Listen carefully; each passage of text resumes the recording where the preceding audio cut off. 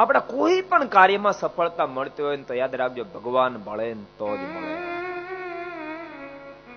ભગવાન જો ન ભળે તો જીવાત્મા કદાચ દાખલો કરી તૂટી મરે ને તો પણ ભક્તો કાર્યમાં સફળતા ન મળે.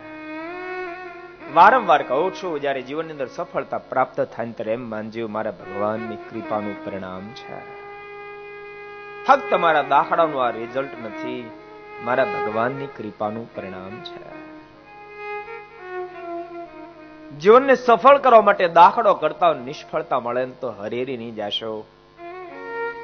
આમાં મારું રૂડું હશે, આ મારા પ્રભુની ઈચ્છા છે.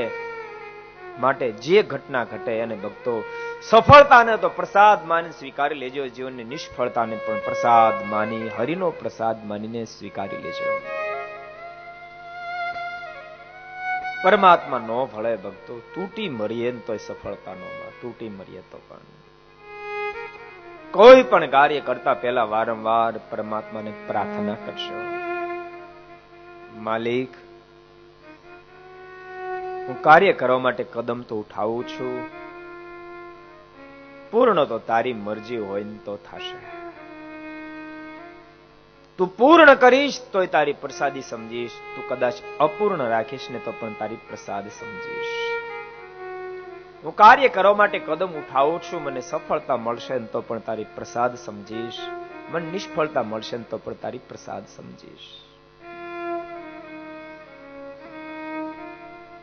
ભક્તો બહુ સનાતન સત્ય કહું છું, જીવનના એવા અનેક અનુભવો થતા હશે, પરમાત્માને ભૂલીને કદમ ઉઠ્યું હશે, કંઈક પોતાને લેશ માત્ર અહંકારની ગંધ જીવનની અંદર પ્રવેશ કરી હશે, જીવનની અંદર નિષ્ફળતાના તમને દર્શન થવા મળશે. ભક્તો ઘણી બધી કથા કર્યા પછી અનુભવની સાથે કહું છું, પરમાત્માને યાદ કરીને પરમાત્માના ઉપર નાખીને પછી જયારે બોલીએ છીએ ને પછી ક્યાંથી બોલાય એમ લાગે સ્વામી એ બોલાવી રહ્યા છે, સ્વામી એ બોલાવી રહ્યા છે.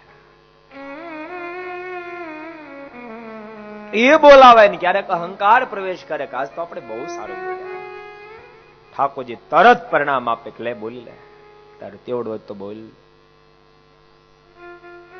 તો પરમાત્માની હૃદયથી પ્રાર્થના કરવાનું ક્યારેક ઉતાવળમાં જો ભૂલાઈ ગયું હોય,